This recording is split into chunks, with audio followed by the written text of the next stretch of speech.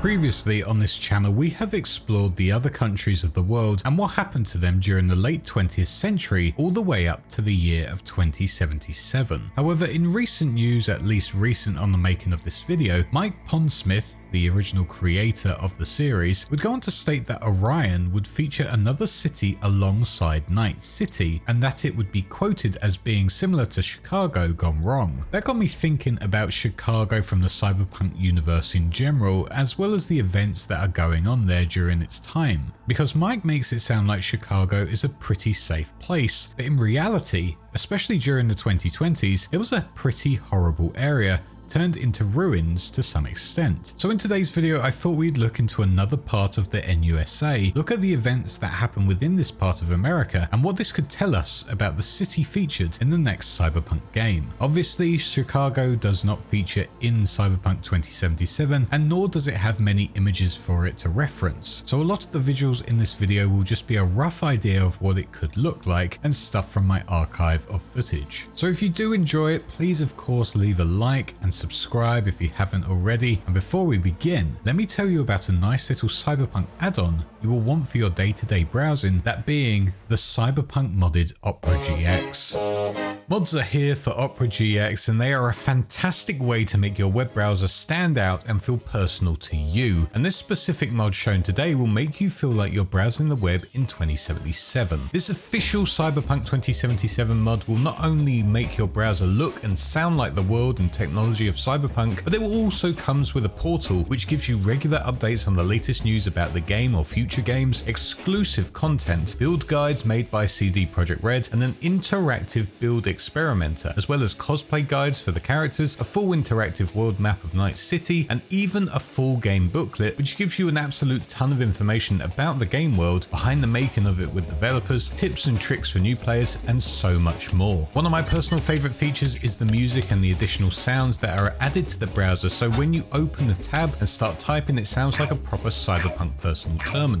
Browsing can sometimes be a chore, but with the official Cyberpunk 2077 mod on Opera GX, there is just more to do, and it's great to really add some customization to your overall experience. I honestly love just looking at the map when I'm bored and seeing the different locations, and sometimes it really helps with collecting footage for a video like this one. So why not get rid of that bland relic of a browser and upgrade to Opera GX with the Cyberpunk mod and feel like you are using the net of 2077 using the link below. If you're a mega Cyberpunk fan, this is the browser for you. So sync up your personal link and get browsing with the official Cyberpunk mod for Opera GX today. Thank you Opera GX for sponsoring this video, and with that said, let's get back into the story of Chicago.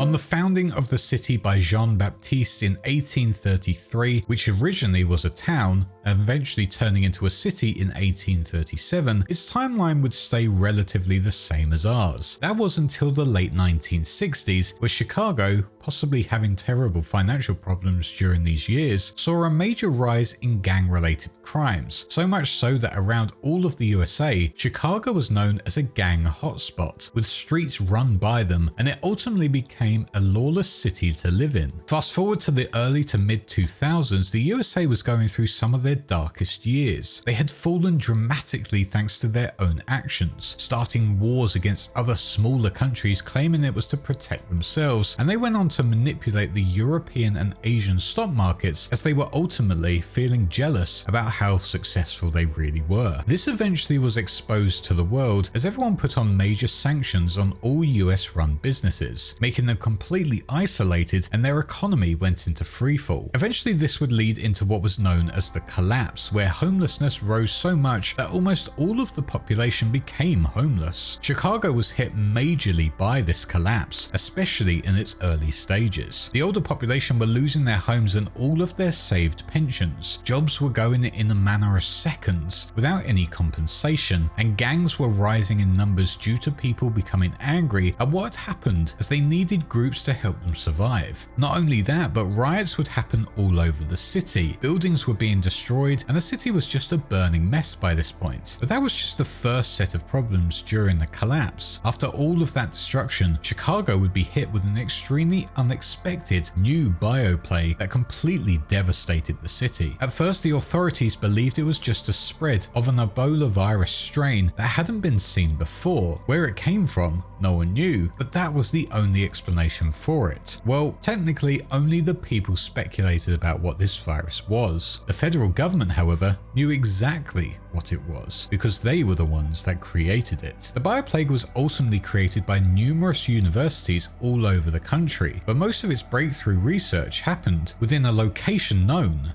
as Heartland. Going back in time, Heartland was a secretive complex that was hidden deep underground within Chicago that was first formed within World War II, directly underneath the University of Chicago. The reason for why this facility was first set up was to focus all of their efforts on the top secret World War II government program called the Manhattan Project, which was to focus on creating atomic weapons. During that project, their research progressed further than they expected, which actually led the complex falling into disuse, especially as World War II had now come to an end. And from 1945 until the late 1950s, this secretive complex fell silent. However, in the 1960s, when the Vietnam War kicked off, or at least just before it got bad, Heartland would be brought back by the government and was repurposed as a large-scale bioagent and chemical research facility. This new project had billions of dollars pumped into it by the government force of the NSC and the DIA. When entering the Vietnam War and also any war after that, any chemical weapon or bioweapon that would be used had been created from this specific facility. They were terrifying, they were deadly, and most importantly, they were always kept hidden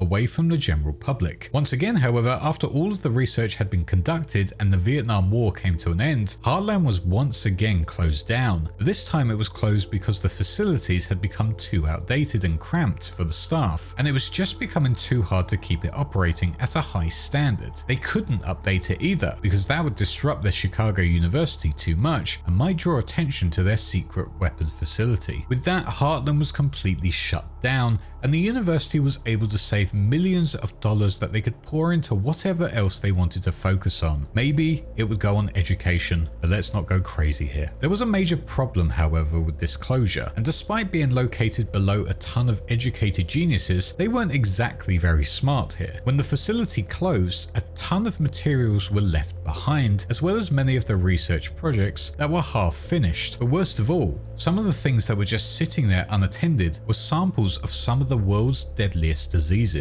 As time went past, these diseases just sat there completely idle, mutating over time and gathering tons of dust on them, and when the collapse kicked off, there was nothing the government could do about securing these diseases. They just watched and hoped that they did not get discovered, or worse, destroyed. Eventually, the NSA got involved, as they would go down to the facility and fill its entrance corridors with cement, and also place biohazard warnings all throughout the facility. After doing that, they would leave the facility, hoping that that would be it, and it would ward off any outsiders from venturing in. A few years after the worst of the collapse had taken place, now in the year of 2011, reconstruction efforts would start at the University of Chicago. Several of the buildings as part of the campus would be demolished here, and it was then where the secret facility would be revealed to all. But despite the place being absolutely littered with biohazard warning symbols, the reconstruction companies continued on their mission and demolished the whole complex, which would do the unthinkable and release absolutely all of the diseases housed there, as well as all of the experiments placed there. Immediately, chaos ensued as the construction workers would be absolutely wiped out in the process, and panic would spread throughout all of the streets. The people thought they had seen the worst of it all with the collapse, but this was a much worse situation where no one really knew how to deal with all of these deadly things now filling the air. In just 6 months, Chicago went from an iconic city to an absolutely devastated one, with a death toll racking up to 200,000 people, all thanks to the incompetence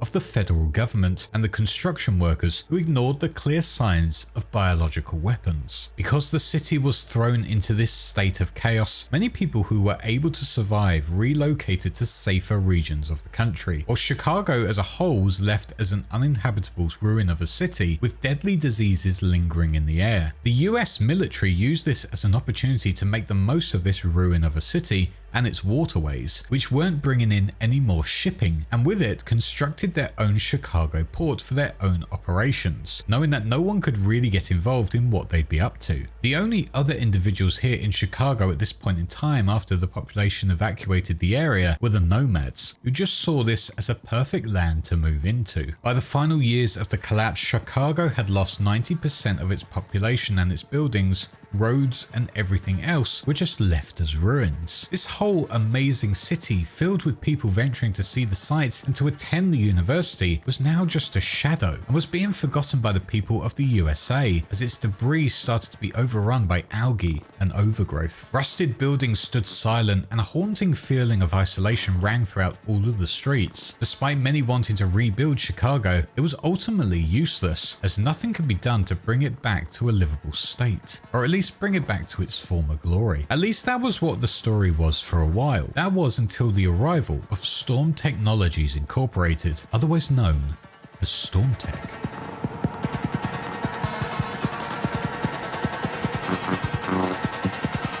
StormTech, who were originally set up in the 90s but rose to great heights thanks to the creation of outstanding pieces of technology such as microcomputers, cyberware, vehicles and weapons, were looking for a new project to get into and sought out Chicago as their next thing to focus on. Ultimately, this corporation wanted to successfully reclaim Chicago and rebuild it as a new city filled with the technology of StormTech and to help it just stand out once again. With this project in mind, StormTech would work closely with the 7 Nomad Nation clans to help them in their rebuilding process. This construction started within the 2010s as the city's toxicity levels dropped to a manageable level, and by 2017, StormTech would be sending in groups of individuals into the city walls to start looking for salvage and certain critical resources. Their rebuilding process was going extremely well by this point, especially considering many believed that the city in general was never going to be back to the way it was. And with their rebuilding process, they would create new areas for people to live within. The first was named The Loop. This was part of downtown Chicago that was encircled by elevated train tracks that run above the streets. This is the hotspot of where all of the reconstruction efforts have gone, as StormTech's presence here is numerous. Because of this, locals consider the inside of the loop to be the entire downtown area. Within the loop is the magnificent mile, various museums, luxurious theaters, as well as many other areas that are brought back to show off the pre-collapsed Chicago. Michigan Avenue has also been renewed and has brought back some of its iconic landmarks, which include Tribune Tower, the Playboy Building, the Old Water Tower, and the John Hancock Center, which is the actual headquarters for StormTech and its reclamation efforts. This whole building was fully decontaminated by StormTech right when they moved in, and now if you were to see Chicago from a distance, this building would stand as a grand landmark, looming above the skyline, with the neon StormTech logo clear in front of it. Next there would be the Emerald City, which is located underneath downtown. Down here there are several streets which follow the whole of the loop area. The reason for why it is labelled as the Emerald City is because it is lit by green fluorescent lights that illuminate all of the underground streets at all hours of the day. This whole city underneath the city is inhabited by a group of humans that are known as Morlocks, who only dwell underground and never venture up to the surface. Raph and Shiv, or rogue nomads, were the ones who were able to power the lights at all times for this Emerald City to give people another way to venture over the city. This underground area was once lined with restaurants, but now is just home to rat holes, bars and rooms that only the most desperate hide within. Whilst this area is meant for people to use as pedestrian walkways, many do not dare venture down here because of how filthy it really is. Apparently the smell is so horrendous, especially during the summertime, that you'd have to be extremely desperate to want to go down there. Newtown is next, which is located on North Rush Street. This area was once an upscale residential area, but of course was completely run into the ground thanks to the collapse. Now, thanks to StormTech's efforts in recent years, it has cleaned up pretty well, with single-story homes being the common thing here, where they have their own lawns that they have been turned into small vegetable gardens. Home to many of the nomads working here in the city, these individuals will return back to their homes and prepare their houses for wintertime, spending it with their close families. StormTech employees are also living here within this area, as they have been given the houses here to help with morale and for the jobs they are doing. Because this is a residential area, it is extremely well protected by StormTech and the dog soldiers, who will absolutely obliterate anyone trying to cause harm here. With this in mind, these protectors will patrol the streets heavily during the night, and come the day will be there, but not in the same numbers as at night. Essentially, this part of Chicago is similar to the old Haywood Santo Domingo region of Night City, where the corporations own the housing and the people living there are under their sole protection. Finally, there is Old Town, which is located at the top of North Wells Street. The name here kind of explains exactly where this location is. This is where the old two-story brownstone apartment buildings exist, still mixed in with an odd group of businesses that are living there amongst them. Once again, this is where a lot of nomads reside, as they have turned it into a living entertainment area where they can hang out, have lots of drinks, start fights for entertainment, and anything they can think of to pass the time. Sex work is extremely common here. However, there are a lot of bars where men will pretend to be attractive women, and to some, this will come as quite a shock if they were to take them back home or to a small motel. However, other bars, which are named as smart bars, do not serve alcohol at all. Instead, they serve flavored drinks high in phosphatidylcholine, which is a neuroadrenaline producer. Maybe this was found from all of the weird experiments going on down within Heartland that they realized is actually a benefit to them. Or maybe it's just part of StormTech's technology that keeps their workers going and gives them some good benefits.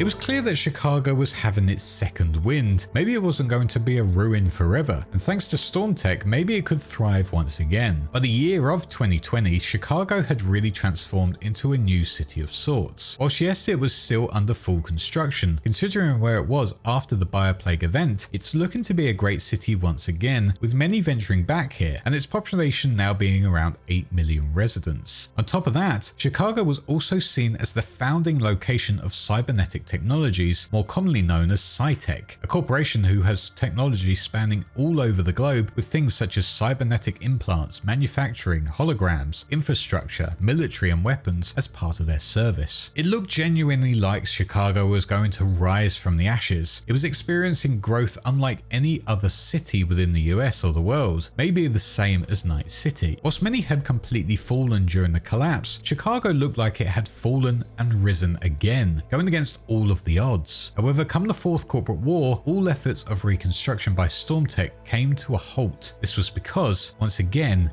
it were going to be devastated by yet another catastrophic biological attack. Here, Arasaka would look at Chicago and panic about it, thinking it was going to become a stronghold for Militech, as they would use the technology here within it and use it to hit back against them. And upon seeing and thinking this, Arasaka's military command detonated a virus bomb within the city center that would wipe out anything within it and bringing it back to where it was after Heartland was revealed to all and then destroyed. Chicago would lay as a ruin once again, but by 2077 the reconstruction process looks to be happening again.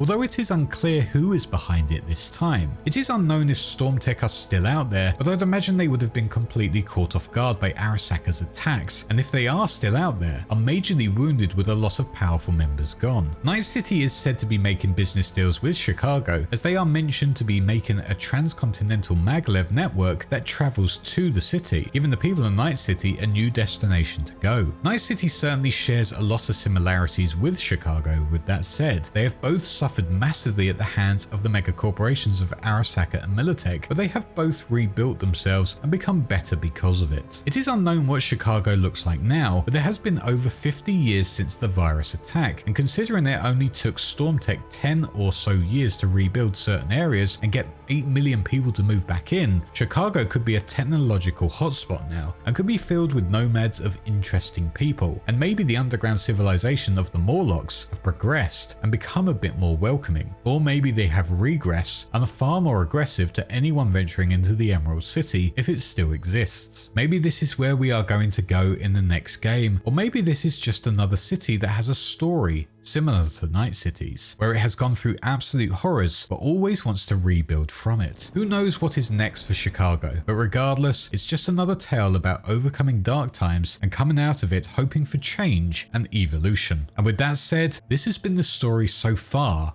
of Chicago and how it became a ruin in the years of the collapse and the Fourth Corporate War.